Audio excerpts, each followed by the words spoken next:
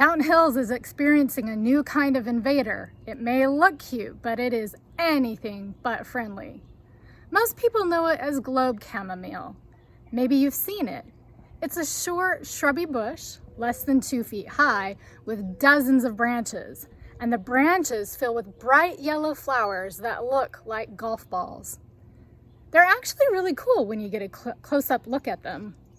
In fact, it turns acres of the Sonoran Desert into Instagram-worthy seas of yellow, and because it's new here, people don't understand the trouble that's lurking out there. But first, where did it come from?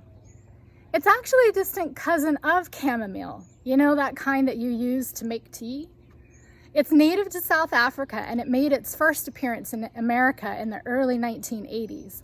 Maricopa County documented its first plant in 2003, but it really took off in the exceptionally wet falls and winters of the last 3 years. Globe chamomile has another name, Stinknet, because, well, it stinks.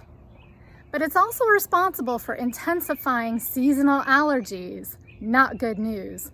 But it's not just the pollen that irritates, it's also the actual liquid in the plant that's highly irritating to the skin. It also causes other problems in the desert. Naturalists fear that it will disrupt local ecosystems because they crowd out native species fighting for water and living space. Once the heat of summer dries them out, they turn into millions of little tiny matchsticks, providing massive amounts of fuel for wildfires. They help carry the fires farther and cause them to burn hotter than usual. If you don't think that's terrible yet, you should consider them as a destructive virus.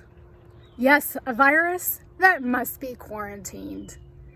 Each little yellow ball can contain as many as 400 flowers, and a single plant can have up to 4,000 of those little yellow balls. Can you do that math in your head?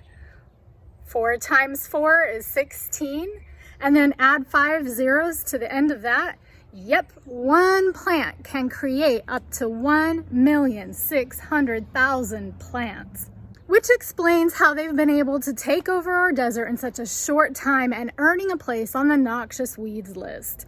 This means it is a, quote, high priority pest for quarantine, control, or mitigation. Do you understand what quarantine means? Of course you do.